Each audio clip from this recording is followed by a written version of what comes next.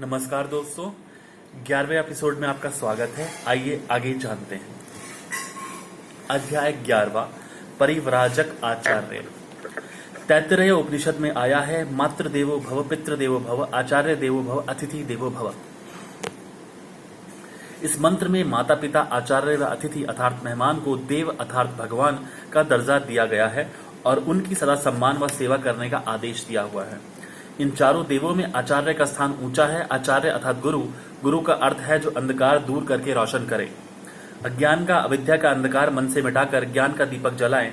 स्वामी जी ने फरमाया है, कुसंग छडाए सोई साधु सदगुरु, देई गुण हर भगत जा, अगुण मिटाए, अंतर्मुख जोड़े करे, अविद्या पट लाहे, सामी लखाए आत्मपद अख्यूंसा। सुखमनी साहब में गुरु अर्जुन देव फरमाते हैं, सतपुरख जिन जानिया, सदगुर तिसका नाव, तिसके संग सुख उधरे, नानक हर गुण गाओ। गुरु अर्जुन देव ने सुखमनी साहब की 18वीं अष्टपदी में यह वर्णन किया है कि ब्रह्म ज्ञानी में कैसे लक्षण होने चाहिए। ऐसे ब्रह्म ज्ञानी देवी गुणों से संपन्न होते हैं, जिस कारण वह देव के स्थान पर पहुंचते हैं। उन देवी गुणों का वर्णन श्रीमद् भागवत गीता के 16वें अध्याय के पहले 3 श्लोकों में किया गया है। श्रीमद् भागवत गीता के 55वें श्लोक से अंतिम श्लोकों में स्थिर बुद्धि वाले धीर पुरुषों के लक्षण वर्णन किए गए हैं। ऐसा स्थिर बुद्धि वाला धीर ब्रह्मज्ञानी, ब्रह्म श्रोत्री, ब्रह्मनिष्ठी ही सदगुरु का स्थान प्राप्त करता है और ऐसा सदगुरु अपने साथ कई अन्य को भी संसार सागर से पार करा देता है। मगर ऐसे सत्पुरुष बहुत ही कम हैं। स्वामी जी कहते हैं, गुरुमुख नर ज्ञानी, कोड़ियुन में को हिकड़ो, रहे अलेप जगत में, सामी सैलानी, प्रिय रे प्राणी खाली, डिसे कौन को। लोगों को तारने वाले ऐसे सदगुरु कोई कोई होते हैं, जिन्होंने जो जाना है, जो पाया है, वही लोक कल्याण अर्थ इस्तेमाल करते हैं। ऐसे पुरुष अक्सर मठ मंदिर बनाकर वहां गद्देसर बनकर नहीं बैठे, ना ही अपना स्थान बनाकर स्वयं की पूजा करवाएं। वे तो लोक कल्याण में अपना कल्याण समझकर चलते जाते हैं। उन्हें वैदिक शास्त्र अनुसार परिव्राजक आचार्य कहा जाता है। दुनिया में प्रचारक तो बहुत होते हैं, वे भिन्न भिन्न मत मतांतरों का चारों ओर घूमकर प्रचार करते रहते हैं, परंतु परिव्राजक आचार्य और प्रचारक के जीवन में काफी अंतर है। प्रचारक बड़े विद्वान बन सकते हैं, मगर अनुभवी, ज्ञानी व अमल के साहब नहीं।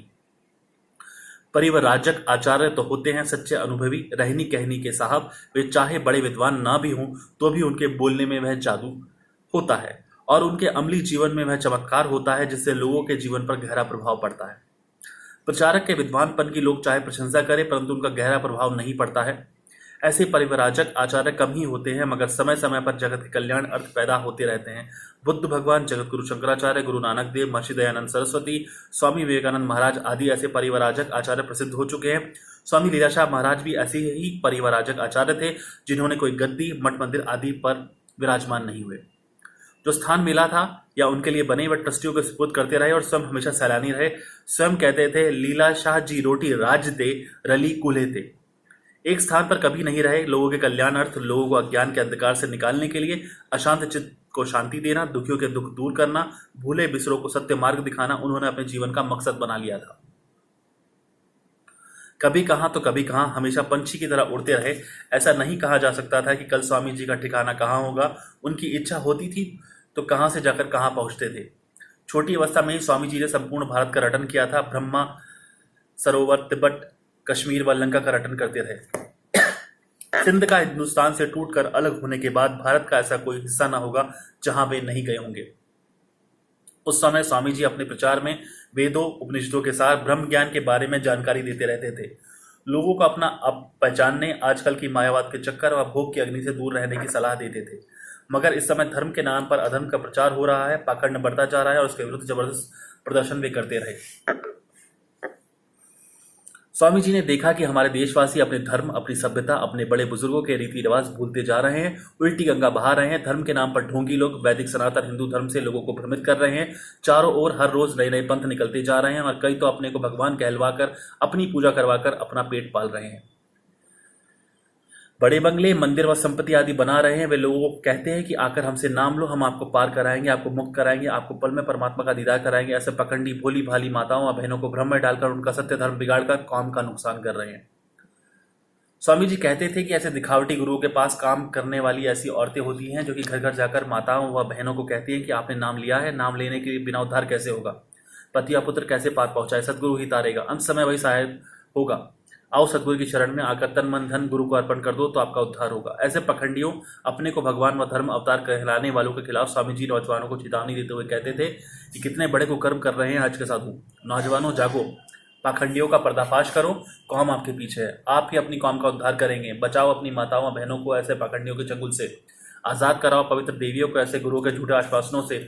स्वयं गुणवान बनो, औरों को भी गुणवान बनाओ। कौम का बोझ आपके कंधों पर है, महान बनो तथा कौम को भी महान बनाओ। स्वामी जी इस बात का सख्त विरोध करते थे कि माताएं किसी पुरुष को अपना गुरु बनाएं। उनके लिए पति ही गुरु है। संत महात्माओं के सत्संग में मर्दों, भाइयों व बच्चों के साथ जाकर सत्संग सुने और उस अनुसार अपना जीवन बनाएं। स्वामी जी कहते थे कि आजकल के मंदिर व दरबार आदि सिर्फ दुकान बन गए हैं, जिनके पुजारी व महंत आदि दुकानदार हैं। वे दुकानदारी कर रहे हैं, धन इकट्ठा कर रहे हैं, वे गुरु नहीं है। उनकी शरण में जाने से किसी का भी उद्धार नहीं होगा। वे तो ऐसे हैं जो कहते हैं कि तू मेरी चेली, मैं तेरा गुरु, धन की पोटली यहाँ रख, फिर चाहे तो डूब या मर। वे भोली भाली माताओं बहनों का धन धर्म सत आदि लूट कर उन्हें कंगाल कर देते हैं।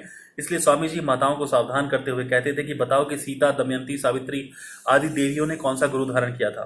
क्या उनका उद्धार नहीं हुआ था? क्या वे नरक में गई? नहीं, वे अपने धर्म पर अटल रही, अपना फर्ज निभाया तो अपना लोक परलोक सफल कर गई। आप उन देवियों की पुत्रियां होकर अधर्म पर चलकर उल्टी राह पर क्यों चलती हो? अपना फर्ज निभाओ, सच्चाई सादगी वाला जीवन व्यतीत करो, प्रभु का भजन करो, घर को प्रभु का मंदिर मानकर उन्हें स्वर्ग बनाओ तो आपका उद्धार होगा। आजकल नए पंथ वाले धर्मगुरु जहां जाए वहां ढिंडोरा पीटते हैं कि आओ आकर हमसे गुरु मंत्र लेकर हमारे शिष्य सेवक बनो, और वैसे कई शिष्य बनाकर अपनी पूजा करवाते हैं। परंतु स्वामी जी ऐसे धर्मगुरुओं में से नहीं थे। स्वामी जी तो आजकल जैसे गुरु बनने के प्रचार के बहुत खिलाफ थे। उनके हजारों लाखों शिष्य बने, परंतु किसी को भी कान में गुरु मंत्र देकर अपना शिष्य नहीं बनाया। जो उनके सीधे संपर्क में आए उनको निहाल कर दिया। कईयों को तो अलग अलग स्थानों पर पढ़ाई करवाकर बड़ा विद्वान बनाया, मगर उनका चाल चलन ठीक नहीं देखा तो उनसे संबंध तोड़ दिया। अपना कोई गद्दी नशीन या वारिस नहीं छोड़ गए। स्वामी जी का यही निश्चय था और उसका प्रचार करते थे कि आपको गुरु पार नहीं करवाएगा, आप स्वयं अपने आप पार हो सकेंगे। आपको अपने उद्धार के लिए स्वयं यत्न करना है। षट संपत्ति धारण कर श्रवण मनन व निधिध्यासन करते रहोगे, अपने विचार आचार व्यवहार शुद्ध रखोगे, माया जाल के बंधन से स्वयं को छुड़ाकर परमार्थ की ओर कदम बढ़ाओगे तो सच्चे आनंद की मौज प्राप्त करेंगे। गुरु तो आपको इस मार्ग की ओर चलने के लिए इशारा करेगा, मार्ग बताएगा, पर कदम बढ़ाना तो जिज्ञासु का काम है। गुरु शिष्य का बंधन काटे, यह गुरुजनों का कहना झूठा नहीं है, परंतु इसके लिए गुरुजनों ने शर्त रखी है कि शिष्य जब विकार त्याटे, शिष्य या जिज्ञासु विकारों का त्याग ना करेगा, अंदर बाहर शुद्ध ना करेगा, सच्ची रहनी नहीं रहेगा, गुरु के वचनों की पालना नहीं करेगा, साधना नहीं करेगा, अर्थात आगे नहीं बढ़ेगा, तो अपनी मंजिल पर नहीं पहुंच सकता है। स्वामी जी यह कहते थे कि कब्रों, गिरजाघरों, मंदिरों आदि में जाकर सर झुकाने, पंखा झुलाने से कुछ नहीं होगा, उनसे उद्धार नहीं होगा। उद्धार तो होगा देव गुण धारण करके अपना जीवन सफल करने से। ऐसे थे हमारे स्वामी, सच्चे परिवराजक आचार्य, पाखंड दूर करने वाले और सत्य धर्म प्रचारक स्वामी लीलाशाह। धन्यवाद दोस्तों।